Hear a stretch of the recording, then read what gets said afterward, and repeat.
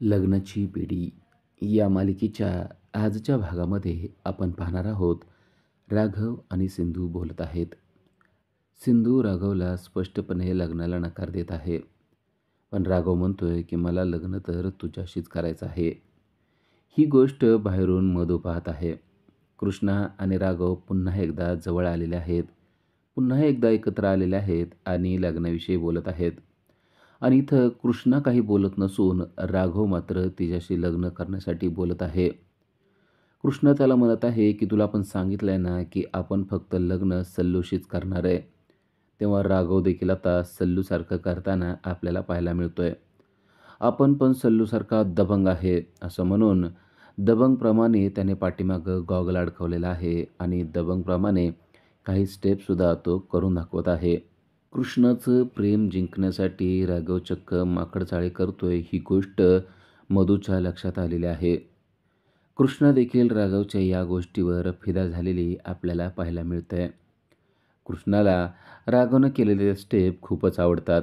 कृष्णाला हसायचं नसतं, ती सिरियस मोडमध्ये असते, पण राघवचं ते सर्व रूप पाहून कृष्णा देखील हसायला लागते. राघवने खरोखरच दबंग स्टाईलने डान्स केलेला असतो आणि त्यामुळे कृष्णा त्याला म्हणते की शेवटी तुम्हाला हसवलंच. आपल्याला हसवायचं नव्हतं ना लंबू, अरे आत्ता सिच्युएशन आहे ना ती एकदम सिरियस आहे. तेव्हा तो म्हणतो सिरियस असली तरी आपण तुझं सल्लू होऊ शकतो का नाही ते सांग. कृष्णा म्हणते या गोष्टीला अजून टाईम आहे. आत्ता जी टाईम चाललेला आहे ना त्या विषयावर आपण बोललं तर बरं होईल. तरी देखील राघव त्याच मूडमध्ये असतो. राघव रोमॅन्टिक झालेला असतो आणि त्याला कृष्णाने लग्नाला होय म्हणावं फक्त एवढीच इच्छा असते. मधू मात्र हा सगळा सीन बघून नाक तोंड मुरडून बसलेले असते. कृष्णाच्या चेहऱ्यावरचं स्माईल पाहून राघव मात्र एकदम फिदा झालेला आहे. राघवला जे पाहिजे होतं ना तेच त्याने केलेलं आहे. कृष्णा म्हणते झालं आहे का तुझं आता? मी आता खळखळून हसलेले आहे. सिच्युएशन काय आहे ते आता आपण जरा समजून घेऊया का? राघव आणि कृष्णा प्रेमाने बोलतायत या गोष्टीमुळे जळफळाट झालेली मधू मात्र तिथून निघून जाते. राघव म्हणतो काय प्लॅन आहे ते आता मला सांगशील का? कृष्णा म्हणते ते कुलूप आणलेले आहेत ना त्यावरूनच आपल्याला प्लॅन करायचा आहे. राघव म्हणतो ठीक आहे. तू म्हणशील त्याप्रमाणे प्लॅन करूया. कारण मला माहीत आहे तुझ्या डोक्यामध्ये जो प्लॅन असतो ना तो अगदी व्यवस्थित वर्क होतो आणि त्याचा फायदाच होतो.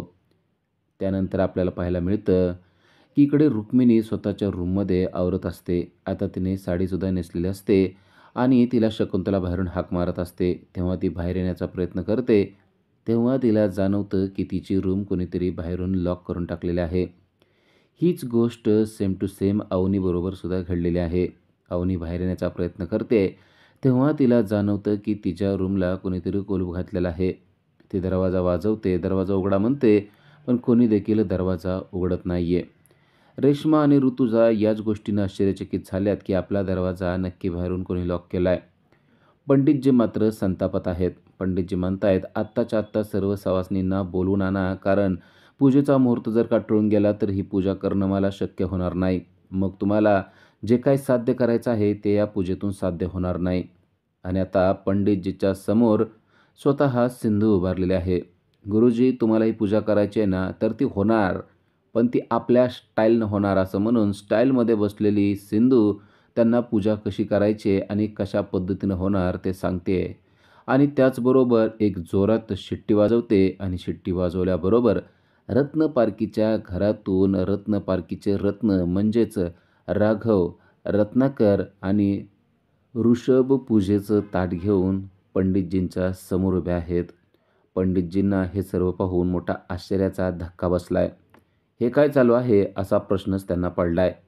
आत्ताच्या आत्ता सवासनींना बोलवून आणा, त्यांच्या हस्तेच ही पूजा होणार आहे असा सज्जड दम त्यांनी शकुंतलाला दिलेला आहे.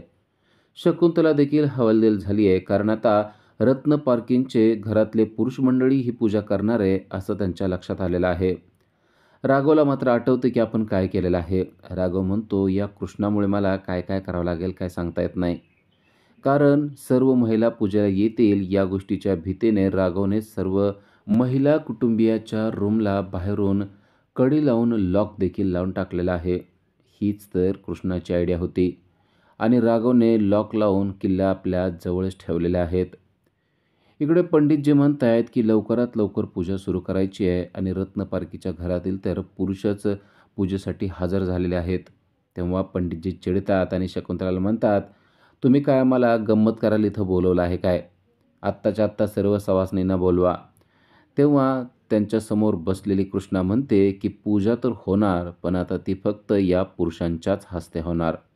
तेव्हा शकुंतला मात्र चांगलीच चिडलेली आहे. शकुंतला म्हणते, की "तू शहाणपणा शिकवण्याची गरज नाहीये. पंडितजी यामध्ये तज्ज्ञ आहेत आणि तेच सांगतील काय होणार ते." तेव्हा कृष्णा म्हणते, की "असं असेल तर मी सुद्धा सांगू शकते. मी सुद्धा तज्ज्ञ आहे." पंडितजी म्हणतात, "हा आमचा विद्येचा अपमान आहे. आम्हाला जे पद्धतीनं पूजा करायची आहे त्याच पद्धतीनं ही पूजा झाली पाहिजे." शकुंतला त्यांना म्हणते, "हो, तुम्ही म्हणताय त्याच पद्धतीनं पूजा होईल. मला अगोदर या मुलीचा समाचार घेऊ द्यात." म्हणून शकुंतला आता सिंधूकडे म्हणजेच कृष्णाकडे वळलेले आहे. ती कृष्णाला म्हणते, की "आमच्या नादी लागू नको, नाहीतर आपण काय आहे हे तुला माहीत आहे ना?" शकुंतला म्हणते, "तुम्ही काय आहात तेच मी तुम्हाला सांगायचा प्रयत्न करते.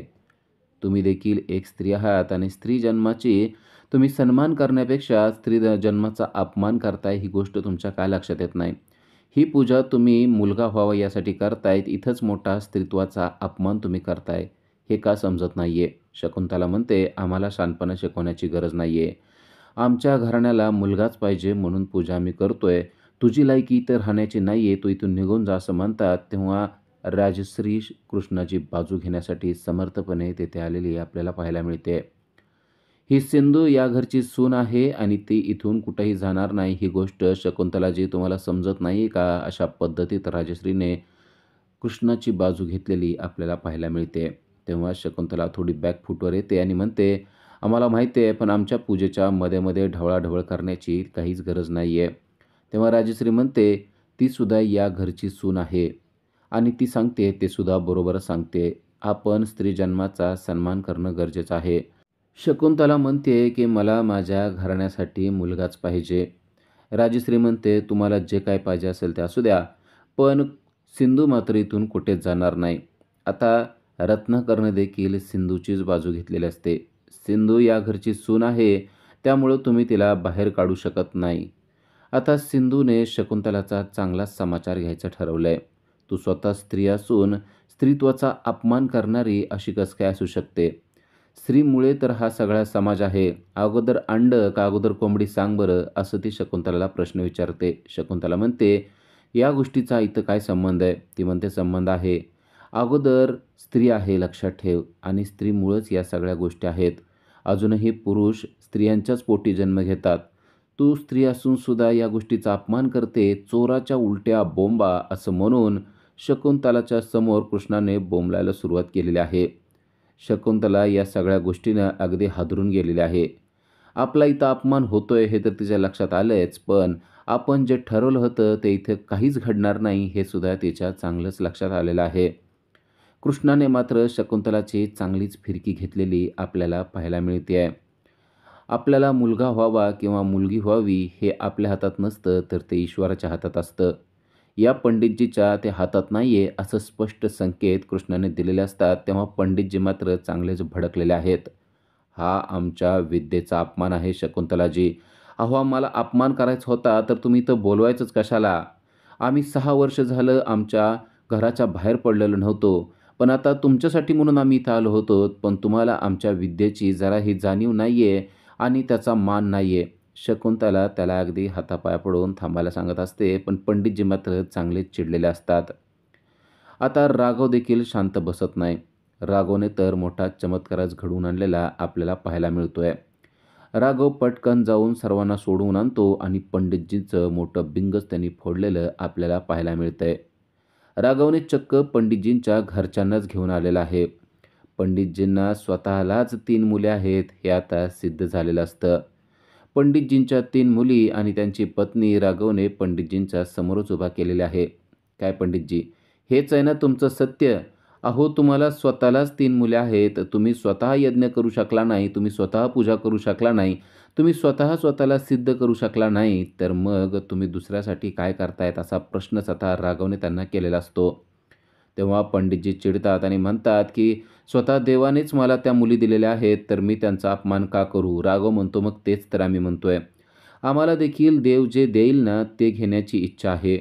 त्यासाठी तुम्ही यज्ञ करून आम्हाला मुलगाच द्यायला पाहिजे याची इच्छा मात्र नाहीये."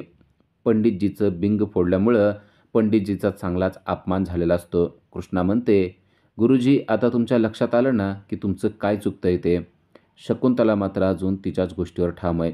"तू आता आमच्यामध्ये बोलू नको आणि पंडितजीचा अजून अपमान करू नको," असंच अजूनसुद्धा ती बोलत आहे. पंडितजींना मात्र आता थांबण्याची अजिबातच इच्छा नसते. कारण त्यांना समजलेलं असतं की आता इथं बिंग फुटलेलं आहे आणि आपण काहीच करू शकत नाही. कृष्णाने मात्र चांगलीच फजिती त्यांची केलेली असते आणि शकुंतलाची देखील केलेली असते. शकुंतला पूर्णतः तोंडावर पडलेली आहे. शकुंतलाला आता काय बोलावं ते कळत नाहीये. कारण ज्या पंडितजीला ती घेऊन आलेली होती त्याच पंडितजींना 3 मुले आहेत ही गोष्ट आता तिच्या समोर आलेली असते. अपमान झालेले पंडितजी मान खाली घालून आता रत्नपारखीच्या घरातून निघत असतात आणि शकुंतला मात्र त्यांच्या पाठीमागे, "पंडितजी थांबा, जाऊ नका. ही पूजा पूर्ण करूनच तुम्ही जावा," असं म्हणून मागं पळत असते. पण आता ते थांबण्याच्या इच्छेत नसतात. कृष्णाने डाव जिंकलेला आहे. अवनी कृष्णाच्या गळ्यात पडते आणि म्हणते, "खरंच कृष्णा, तू ग्रेट आहेस." सर्वजण कृष्णाचं टाळ्या वाजवून स्वागत करतात. अगदी रुक्मिणीला देखील ही गोष्ट पटली आहे. स्त्री जन्माचा सन्मान केलाच पाहिजे अशी गोष्ट रुक्मिणीला देखील पटलेली आहे. तेव्हा सिंधू म्हणते की, "ए डॉल, अजिबात रडायचं नाही.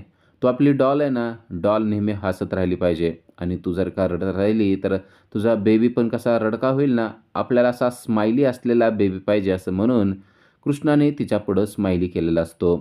तेव्हा डॉल म्हणजेच अवनी देखील तिला म्हणते की, "हो, मलासुद्धा तुझ्यासारखा स्माइली करणाराच बेबी पाहिजे आहे." थोडक्यात तिनेही "मला मुलगी झाली तर चालेल," असंच सांगितलेलं असतं. कृष्णाने मोठा डाव जिंकलेला असतो आणि त्यावर रुक्मिणी देखील खुश असते. पण पंडितजी निघून गेल्यामुळे शकुंतला मात्र खुश नसते. ती माघार येते आणि कृष्णाला दम द्यायला सुरुवात करते. "या गोष्टीचा बदला मी घेतल्याशिवाय राहणार नाही, लक्षात ठेव," असं तिनं आता कृष्णाला म्हणलेलं आहे. उद्याच्या भागामध्ये आपल्याला पाहायला मिळतं की रोमॅन्टिक झालेला राघव कृष्णाच्या समोर येऊन उभारलेला आहे आणि "माझ्यासाठी तू वटपौर्णिमेचा उपवास करू शकत नाहीस का कृष्णा?" असं तिला तो विचारत आहे. कृष्णा मात्र घाबरून त्याला नकार देते आहे. तर इकडं मधू मात्र म्हणते की, "राघव, तिनं केलेलं नसला तरी मी मात्र तुझ्यासाठी उपवास केलेला आहे. मी स्वतः वडाला जाणार आहे आणि वडाची पूजा करणार आहे आणि तुझ्या हातूनच तो उपवास सोडणार आहे," असं ती राघवाला म्हणत असते. पण राघव मात्र तिच्या समोरून निघून जातो. मधूला लाथाडत आणि तिच्या उपवासाची काडी किंमत करत राघव तिच्या समोरून निघून गेलेला आहे. कारण त्याला तो उपवास कृष्णानेच करावा असं वाटत आहे. त्यानंतर कृष्णा आणि मधू बोलत असतात. तेव्हा कृष्णा मधूला विचारते की, "आपल्या गोदाताईला जे बाळ पाहिजे होतं दत्तक, ते तू दिलेलं आहेस का नाही? ती मुलगी तू कधी आणणार आहेस?" असा प्रश्न ती विचारत असते. आणि या दोघीचं बोलणं राजश्रीने ऐकलेलं असतं. "नक्की कोणत्या मुलीविषयी तुम्ही बोलताय?" असा प्रश्न आता तिने कृष्णाला केलेला आहे आणि त्यावर कृष्णा मात्र शांत उभे आहे. आता ते नक्की काय उत्तर देईल ते आपल्याला पुढील भागातच पाहायला मिळणार आहे. अशाच अपडेटसाठी आजच आमच्या चॅनलला सबस्क्राईब करा. Thank you.